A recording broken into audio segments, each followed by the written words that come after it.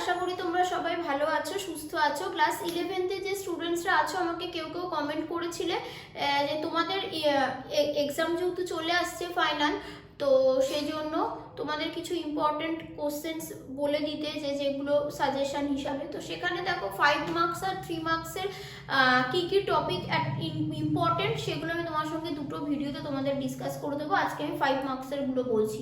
Basically 2014 two 2019-এর যে previous ইয়ার্সের কোশ্চেন্সগুলো আছে সেগুলোকে দেখলে তোমরা দেখবে বুঝতে পারবে যে কোন চ্যাপ্টারের কোন পোর্শনসগুলো থেকে কিভাবে ঘুরিয়ে ফিরিয়ে কোশ্চেন্সগুলো আসছে। তো এখানে 5 মার্কসের কিছু কোশ্চেন্স চলো আজকে আমরা ডিসকাস করি।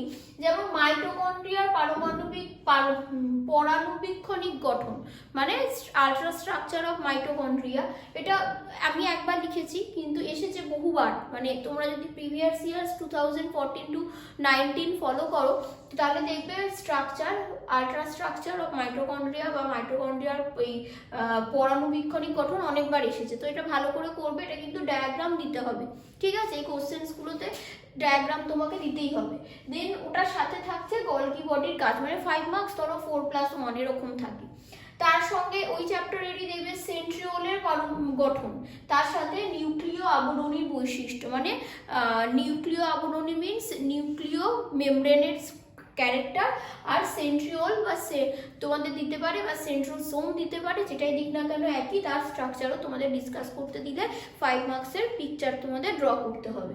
তারপর প্রোক্যারিওটিক ইউক্যারিওটিক সেলের ডিফারেন্স এসছে প্রিভিয়াস ইয়ার্স, তো সেটাও ইম্পর্টেন্ট এবং সোজাও তোমাদের ক্ষেত্রে। তোমরা আশা করি এটা ভালো করে করতে পারবে। কিন্তু ক্লাস 11তে প্রোক্যারিওটিক ইউক্যারিওটিকের ডিফারেন্স দিচ্ছে, তো একেবারে 2-3টে ডিফারেন্স লিখে এসো না।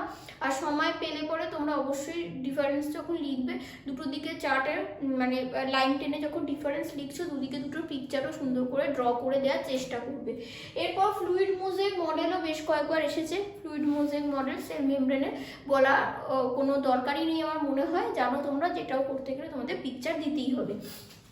এর পরের পোর্শনে যদি দেখো যে গ্লাইকোক্যালিক্সের কনসেপ্ট 1 মার্কসেরই এসেছে, গ্লাইকোক্যালিক্স কি বা হোয়াট ইজ গ্লাইকোক্যালিক্স এরকম। আবার স্ট্রাকচার অফ ক্লোরোপ্লাস্ট কিন্তু 5 মার্কসের কোশ্চেন্স আসছে। দেন বলতে পারো ওয়াটসন ক্রিকের ডিএনএ মডেল তোমাদেরকে পড়ে যেতে হবে, অবশ্যই তাতে পিকচার লাগবে। ক্লোরোপ্লাস্টেও তাই পিকচার দিতে হবে। আচ্ছা, নিউক্লিয়াসের স্ট্রাকচার মানে nucleus, chromatin, nucleolus, nucleolar membrane, এই সব কিছুকে সুন্দর করে ড্র করে ওটাকে ডিসকাস করতে হবে। সেটাও 5 মার্কসের কোশ্চেন্সে তোমরা এক্সপেক্ট করতেই পারো। এগুলো হয়ে গেল কোন চ্যাপ্টারে তোমরা বুঝতেই পারছো, সেলের অর্গান, স্ট্রাকচার অফ সেলস, এই পোর্শনগুলো থেকে, ঠিক আছে?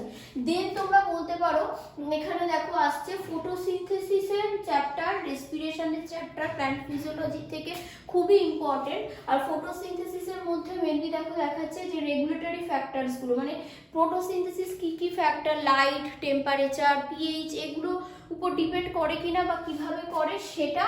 লাইট রিয়াকশনস মানে সেখানে cyclic, non cyclic, photophosphorylation included হবে, তো সেইখানে লাইট রিয়াকশনের কোশ্চেন্স এসেছে। দেন তুমি বলতে পারো দেখো এখানে কেমিওসমোটিক হাইপোথিসিস এসেছে। রেসপিরেশন থেকে গ্লাইকোলাইসিস ক্রেবস সাইকেল বেশ কয়েকবার এসেছে। ক্রেবস সাইকেলের মানে গ্লাইকোলাইসিস ক্রেবস সাইকেলের ফ্লো চার্টও চায়, তার সাথে সাথে ক্রেবস সাইকেলের ইম্পর্টেন্স বা গুরুত্ব কি, কেন কি দরকার ক্রেবস সাইকেলটা হওয়ার, সেটাও কিন্তু চায়। তারপর হিল রিয়াকশন চায়, ঠিক আছে? ক্রেবস সাইকেলকে অ্যাম্ফিবোলিক পাথওয়ে কেন বলা হয় সেটা চাই। দেন তোমরা বলতে পারো এখানে ইটিএস মানে ইলেকট্রন ট্রান্সপোর্ট সিস্টেম, সেটা ডিসকাশন লাগে, প্লাস তার সাথে সেটারও ঠিক ক্রেবস সাইকেলের মতো ইম্পর্টেন্স বা তাৎপর্য চায়। একটা এখানে দেখো বাদ দিলাম যে K+ ion role in stomatal closing and opening, মানে স্টোমাটা খোলা এবং বন্ধ হওয়াতে পটাশিয়াম আয়নের কি গুরুত্ব আছে, এটাও কিন্তু প্রিভিয়াস ইয়ার্সের কোশ্চেন্সে তোমরা পাবে। তারপর যদি দেখি এরপরে C2 সাইকেল, C4 সাইকেল আমি এখানে এই যে মার্ক করেছি, লিখেছি C2 cycle, C4 cycle, cyclic, non cyclic photophosphorylation বা সাইক্লিক, নন সাইক্লিক আলোক ফসফোরাইলেশন যেটাকে বলে, তো সেটাকে তার ডিফারেন্স অবশ্যই ওই একটা দুটো পয়েন্টে যা হোক করে একটা লিখে দেবো করলে হবে না, তোমাদেরকে ছবি দিয়ে মানে সাইক্লিক, নন সাইক্লিকের ছবি দিয়ে তার প্রত্যেকটা পয়েন্টকে ডিসকাস করে ভালো করে ডিফারেন্স লিখলে অবশ্যই ফুল মার্কস পাবে। সেটা হলো। দেন দেখো চলে আসছে যে ফসফোরাইলেশন পর্যন্ত বললাম। এরপরে হিউম্যান ফিজিওলজি পার্ট আসছে। তার আগে এখানে আমি একটা জিনিস তোমরা যদি সেল ডিভিশন পোর্শনটা দেখো, সেল ডিভিশন পোর্শনের মধ্যে তোমাদেরকে যেটা অবশ্যই পড়ে যেতেই হবে সেটা হচ্ছে meiosis cell division. Meiosis cell division, mitosis পড়ো চাই না পড়ো, মিওসিস সেল ডিভিশন থেকে কিন্তু ইম্পর্টেন্ট কোশ্চেন্স তোমরা পাবেই, এবং 3 মার্কসও এক্সপেক্ট করতে পারো, 5 মার্কসও এক্সপেক্ট করতে পারো। তো সেখানে মিওসিসের আর কিছু দেখো না, দেখো প্রোফেজ মিওসিস 1 এর, মিওসিস 1 প্রোফেজ 1 এর ওই যে leptotene, zygotene, pachytene, diplotene, diakinesis, এই যে ভাগগুলো আছে ভেরি ভেরি ইম্পর্টেন্ট। মানে সেল সাইকেল, সেল ডিভিশনের আর কিছু পড়ে যাও বা না যাও, আমার সাজেশন যে তোমরা মিওসিস সেল ডিভিশনের মিওসিস 1 এর এই প্রোফেজ 1 এর যে 5টা ভাগ ওগুলোকেই ছেলেমেয়েরা বেশি বাদ দিতে চায়, কমপ্লিকেটেড মনে করে, গুলিয়ে যায়, কিন্তু ওইখানটা থেকেই তোমাদের কিন্তু 11th-এ কোশ্চেন আসার জন্য তোমরা এক্সপেক্ট করতে পারো। তো সেটাকে কিন্তু উইক ডায়াগ্রাম ভালো করে প্রিপেয়ার করে যাবে। তো এটা হলো। দেন আমরা পুরোপুরি হিউম্যান ফিজিওলজিতে যদি চলে আসি, সেখানে blood clotting procedure, sympathetic parasympathetic nervous সিস্টেমের ডিসকাশন, দেন বলতে পারো ক্যালসিয়াম আয়ন্স, আমাদের মাসেলের কন্ট্রাকশনের জন্য ক্যালসিয়াম আয়ন্সের কতটা দরকার সেটার বিষয়ে কিন্তু কোশ্চেন্স আসে। দেন তোমরা বলতে পারো যে মানে প্রোটিন কি করে আমাদের ডাইজেস্টিভ সিস্টেমে ডাইজেশন হয় সেটা চেয়েছে, কিটোসিস কি সেটা চেয়েছে, জাইমোজেন কি সেটা চেয়েছে।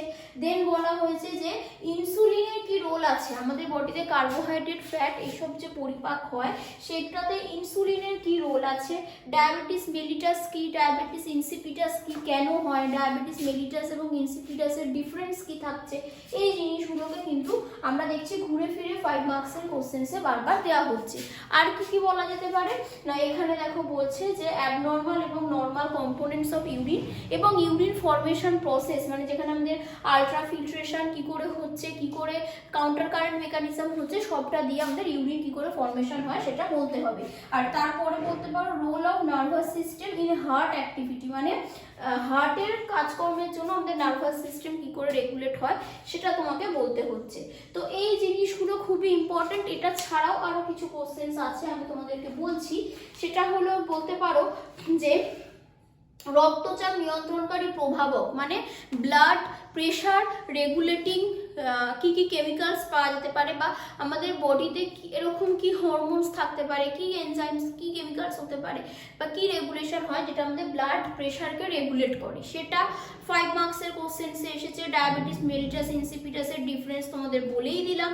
ইউরেমিয়া কনসেপ্ট চেয়েছে, ঠিক আছে। তারপর হচ্ছে কিছু ডিজিজ হয় যেটা আমরা দেখবো নার্ভ এবং আমাদের মাসেলসের কানেকশনে হয়, জয়েন্টে হয়, সেরকম কি ডিজিজ আছে সেটা প্রিভিয়াস ইয়ার্সে তোমরা পাবে। দেন দেখো বলছে, এটা তো বললামই যে প্ল্যান্ট সেল বা অ্যানিমাল সেল যে কোনো কিছু দিতে পারে মাইটোসিসে। আচ্ছা, একটা ইয়ারে ধরো এটা তোমরা এক্সপেক্ট করতে পারছো মিওসিস, আর একটা ইয়ার 2015-এ কিন্তু সেল ডিভিশন থেকে কোশ্চেন্স এসছে, কিন্তু মিওসিস না এসে মেটাফেজে এসেছে। মেটাফেজ কার না, mitosis metaphase of plant sell, mitosis metaphase এসেছে প্ল্যান্ট সেলে। প্ল্যান্ট সেলের মাইটোসিস মেটাফেজ 2015-এর কোশ্চেন্সে এসেছে। তো তাহলে মিওসিসটা ইম্পর্টেন্ট বটেই, কিন্তু 2015-এর একটা কোশ্চেন্সে আমি দেখছি যে মেটাফেজ আর একটা এসছে প্রোফেজ। এবার প্রোফেজ আর মেটাফেজই যে প্রতিবার তোমায় দেবে 2015-এ এসেছিল বলেই সেরকম তো কথা নয়। ওইভাবে হিসাব করে দেখলে তোমরা সাজেশন হিসাবে যা যা এসেছে সেটাই পড়ে গেলাম তাই দেবে, তা নাও হতে পারে। তোমাকে মেটাফেজের 2015-এ মাইটোসিসের মেটাফেজ আর প্রোফেজ দিয়েছে, হতেই পারে 2022-তে অ্যানাফেজ আর টেলোফেজ দিবে। তো ব্যাপারটাকে তোমাকে কনসেপ্টগুলোকে মাথায় রাখতে হবে যে কোন পোর্শন থেকে কি ধরনের কোশ্চেন্স আসছে। তো এটা হলো।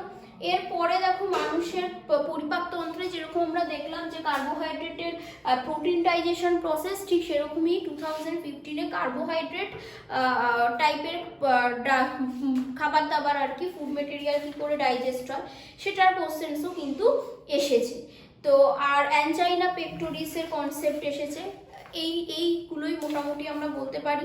যদি প্রিভিয়াস ইয়ার্স 2014 to 19 আমরা স্টাডি করি, এই কোশ্চেন্সগুলো ঘুরে ফিরে কিন্তু বারবার আসছে। তো তাহলে সেখান থেকে তোমরা মোটামুটি কিন্তু দেখো একটা আইডিয়া পাচ্ছ যে 5 মার্কসের কোশ্চেন্স আমাকে ভালোভাবে অ্যাটেন্ড করতে গেলে আমাদের এখানে cell cycle, cell division, cell the unit of life মানে স্ট্রাকচারের যে চ্যাপ্টারটা, দেন হচ্ছে প্ল্যান্ট ফিজিওলজি, যে বিশেষ করে প্ল্যান্ট ফিজিওলজির মধ্যে তোমরা বলতে পারো মানে রেসপিরেশন আর ফটোসিনথেসিস বা শ্বসন এবং সালোক সংশ্লেষ, আর আদার্স পোর্শন থেকে তোমরা ওই আয়নের যেটা K+ আয়নের রোল, এগুলো ইম্পর্টেন্ট। আর হিউম্যান ফিজিওলজি থেকে ডাইজেশন পোর্শনটা দেখছো যে কার্বোহাইড্রেট, প্রোটিন, লিপিডের digestion process important, urine formation important, ওই ডায়াবেটিস মেলিটাস, ইনসিপিটাস, এইগুলো, হৃদপিণ্ডের কার্যকারিতা, নার্ভাস সিস্টেম, এই পোর্শনগুলো থেকেও কিন্তু দেখো ঘুরিয়ে ফিরিয়ে কোশ্চেন্স আসছে। এবং এই পার্টগুলো দেখে যদি তোমরা পড়ে যাও, আশা করা যায় তোমরা 5 মার্কসের কোশ্চেন্স কিন্তু কমন পাবে। কেন প্রিভিয়াস ইয়ার্সগুলো স্টাডি করে দেখা যাচ্ছে যে এই ধরনের কোশ্চেন্সই বারবার ঘুরিয়ে ফিরিয়ে আসছে। পরের ভিডিওটাতে আমি 3 মার্কসের ক্লাস 11th ফাইনাল এক্সামের জন্য ওয়েস্ট বেঙ্গল বোর্ডে কী কী ইম্পর্টেন্ট হতে পারে সেটা তোমাদের সঙ্গে ডিসকাস করে দেবো। Thank you.